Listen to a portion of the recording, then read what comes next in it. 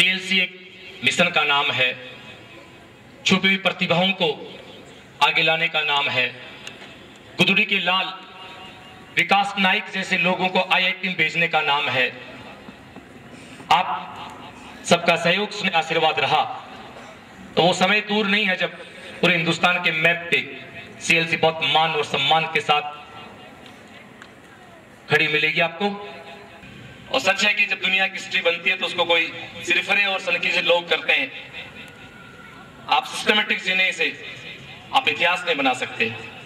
आप चले रास्तों पे चल सकते हो, आप रास्ते नहीं बना सकते। सीएलसी एक लाइन कहना चाहूंगा कि हम भी दरिया हैं, हमें अपना हुनर मालूम है, जिस तरफ भी जाएंगे रास्ता बन जाएगा। हम रास्ते बनाते हैं, बने रास्ते चलते नहीं हम लोग।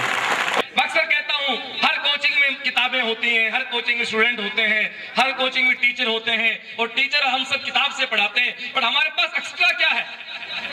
तो हम तो कहते हैं कि एक्स्ट्रा ये है कि हमारे पास अधिक दिमाग नहीं है, क्योंकि सोच गहरी होने से फैसले कमजोर पड़ जाते हैं। के बिरला की जीवनी पढ़ी, उस लिखा कि ज्यादा सोचने से, ज्यादा आदमी को नॉलेज लेने से कई बार वो फैसले नहीं ले सकता, क्यों अक्लमंद आदमी कभी फैसले ले नहीं पाता है। आप इस दुनिया में जिन्होंने इतिहास बनाया, जिन्होंने हिस्ट्री बनाई, उन्होंने कभी दिमाग नहीं लगाया। दिमाग लगाने के बाद कभी इतिहास खड़े नहीं होते। 96 में बात को ले चलता हूं फ्लैशबैक में।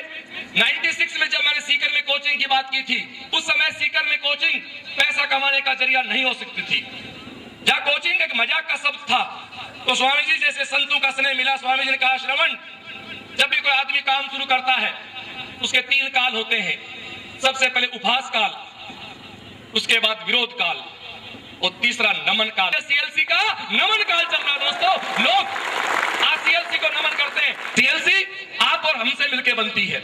आप और हम एक जुनून से, मैं कहता हूं कि तुम अपने सपनों को मेरे सपनों में मिला दो, अपनी सोच को मेरी सोच से मिला दो, आपके विचार मेरे विचार से मिला दो, क्योंकि मेरा विचार, मेरी सोच, मेरे सपने सिलेक्शन के अलावा कुछ हो ही नहीं सकता। आईआईटी और मेडिकल के अलावा कुछ सोचने की हिम्मत करते ही नहीं है। आज शेर को कहने मजा आ रहा है, मैं तो अकेला ही चला था जाने में मंजिल, लोग आते गए और कारवां बनता गया। इसमें धन्यवाद देता हूं मेरे उन आईआईटी के बच्चों को जिन्होंने 14 सिलेक्शन को बढ़ा के 116 कर दिया। मेडिकल में जहां 50 लड़के एमबीबीएस में थे, वहां 90 बच्चे एमबीबीएस में गए। जहां राजस्थान बोर्ड की 1 मेरिट थी, वहां हमने 2 मेरिट दे दी। और एक ओवरऑल लास्ट ईयर का जो सीएलसी का इंक्रीमेंट है, रिजल्ट का इंक्रीमेंट, तो आईआईटी का तो 750% था। हमारे एडमिशंस का इंक्रीमेंट लास्ट ईयर जो है वो एग्जैक्ट 52% है। इसकी रगों में, वो कहते हैं ना, मैं रगों में दौड़ने फिरने का कायल नहीं, मैं जो आंख से ना टपका लहू किस काम का। जो लोग जज्बे के साथ जीते, शायद कहीं यहाँ एक सिलेक्ट बच्चा बोलता है कि मैं उधर था, आज मैं इधर हूं, तो कहीं बंद मुठियां होती हैं, कहीं रोंगटे खड़े होते हैं, कहीं कस्में खाई जाती हैं, आंखों में पानी आता है और वो कसम खाता है कि 4 जुलाई को हम भी ऐसा कहेंगे। सबसे पहले 11th क्लास की बात हम करें। एक बच्चा 10th पास करता है, बात वहां शुरू करता हूं गार्जियंस। जब एक बच्चा 10th पास करके 11th क्लास में आता है, उसके सामने 2 रास्ते होते हैं। आज एक फाउंडेशन रास्ता है, फाउंडेशन के भी 2 रास्ते हैं, सीधा फाउंडेशन या पहले स्कूल की फाउंडेशन। सीएलसी हमेशा नए रास्ते बनाती है। सीएलसी हमेशा एक मुकाम पे जाती है अपना रास्ता बनाते हुए। एक बात कहना चाहूंगा, तो जब बच्चा 10वीं पास करके 11वीं में आता है, हिंदुस्तान की करीब कोचिंग्स उनको आते ही आईआईटी या मेडिकल का शुरू करती फाउंडेशन। मैं उसको एक मजाक मानता हूं कि 10वीं गांव से पढ़ा हुआ लड़का किसी भी कीमत पर जून जुलाई में आईआईटी या मेडिकल लेवल की स्टडी करने का उसका कैलिबर नहीं हो सकता। तो पहले सीएलसी उनको स्कूल लेवल पढ़ाती है और स्कूल लेवल अपना खुद का रखती है। सीएलसी जहां भी है अपने खुद की स्कूलें हैं। जोधपुर रेड रोज के नाम से खुद का स्कूल है सीएलसी का, जहां पिछली बार 4थी मेरिट आई। अलवर लिटिल एंगल्स के नाम से खुद का स्कूल है। बीकानेर आदर्श विकास बोर्ड के नाम से खुद का स्कूल है। सीकर में हमारे 2 स्कूल हैं, एक स्कूल शहर के बाहर बोर्डिंग स्कूल, बीआर शिक्षण संस्था, विद्या मंदिर के नाम से, केवीएम के नाम से। जून से लेके नवंबर तक या यूं कहूं 6 दिसंबर तक हम उनको पहले केवल स्कूल पढ़ाते हैं। शुरू में बच्चे इसका विरोध भी करते हैं, कुछ गार्जियन विरोध करते हैं। कौन से बच्चे गार्जियन? जिनके किसी के जानकार किसी दूसरी संस्था में तैयारी करते हैं, विशेष रूप से कोटा से कहूं, जो आज कंपटीशन सीएलसी का है तो कोटा से है, तो वहां सीधा शुरू करते हैं फाउंडेशन। बट वहां का बच्चा फाउंडेशन पकड़ सकता है कि मेरे पास 90% के ऊपर 10 बच्चे हैं, वहां 90% के ऊपर के 1000 बच्चे हैं, इसलिए 1000 पकड़ने वाले मेरे पास 10 पकड़ने वाले हैं। तो हम लोग पहले स्कूल देते हैं। 6 दिसंबर तक हमारी स्कूल का सिलेबस एक बार कंप्लीट होता है। हर अल्टरनेट संडे टेस्ट होता है, टेस्ट की रैंक डिस्प्ले की जाती है, 100 से 125 बच्चों को मेडल दिया जाता है। फिर दिसंबर में उनकी अर्धवार्षिक परीक्षा होती है और 1 जनवरी से हमारा शुरू होता है फाउंडेशन, जो 4 अप्रैल तक चलेगा। 4 अप्रैल तक 11वीं क्लास के बच्चे को 11वीं 2 बार पढ़ा दी जाएगी, नोट्स के साथ, डीपीपी के साथ, प्रैक्टिस सीट के साथ। एक बार स्कूल लेवल पे, दूसरी बार आईआईटी या मेडिकल लेवल पे। 4 अप्रैल को हमारा 11th 2 बार खत्म हो जाएगा, उसके बाद एनुअल एग्जाम होगा।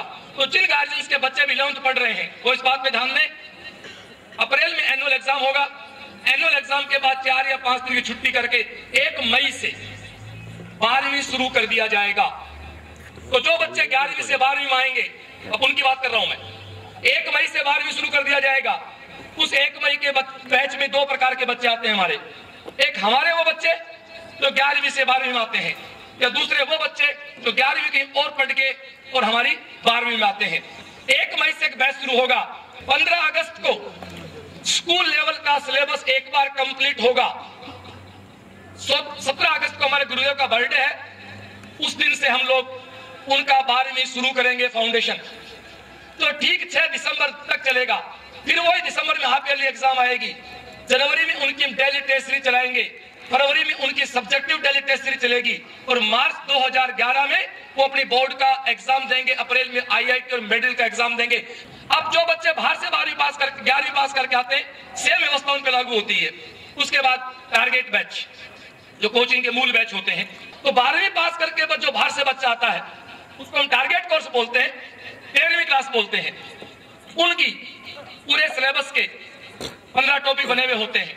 हर 2 सप्ताह में एक टॉपिक पूरा होता है, उसका संडे को एक संडे छोड़ के टेस्ट होता है, फिर उसकी रैंक बनती है, उस बच्चे को मेडल दिए जाते हैं। इस तरह चलते चलते दिसंबर तक हम 65% सिलेबस कंप्लीट करते हैं हमारा।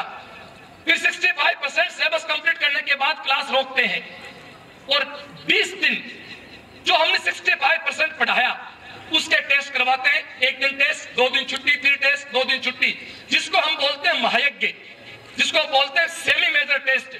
मेरा बच्चा 65% सिलेबस आज के दिन, मेरे टारगेट का बच्चा 65% सिलेबस रिवीजन करके पूरा करके अपने सिलेबस को एंड करने जा रहा है। 2 मार्च से हम उनकी डेली टेस्ट सीरीज शुरू करेंगे जो एग्जाम तक चलेगी। डीएलसी अपना खुद का अपना स्टडी मटेरियल रखती है, जिसको हर साल अपडेट करती है। स्टूडेंट्स के विचार मेरे सर्वमान्य हैं।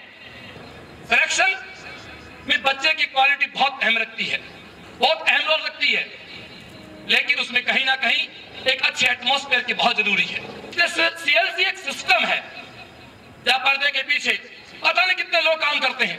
दोस्तों, तुम्हें जो पढ़ाया जाता है, तुम्हारे पास जो पेपर आता है, उसमें एक बंदा पेपर के टिक लगाता है, एक कंप्यूटर ऑपरेटर कंपोज करता है, दूसरा उसकी प्रूफरीडिंग करता है, तीसरा टीचर उसमें करेक्शन देखता है, फिर कुछ क्वेश्चन हटाता है, कुछ क्वेश्चन जोड़ता है, फिर 10 से 12 लोग मिलते हैं, तब तुम्हारे पास वो सीएलसी माँ लिखा हुआ पेपर या स्टडी मेट हाथ में आता है। तब जाके कहीं वो क्वालिटी पैदा करता है, तब जाके सीकर जैसी धरती में आईआईटी की बात करने की हिम्मत नहीं, आईआईटी के रिजल्ट पैदा करते हैं हम लोग।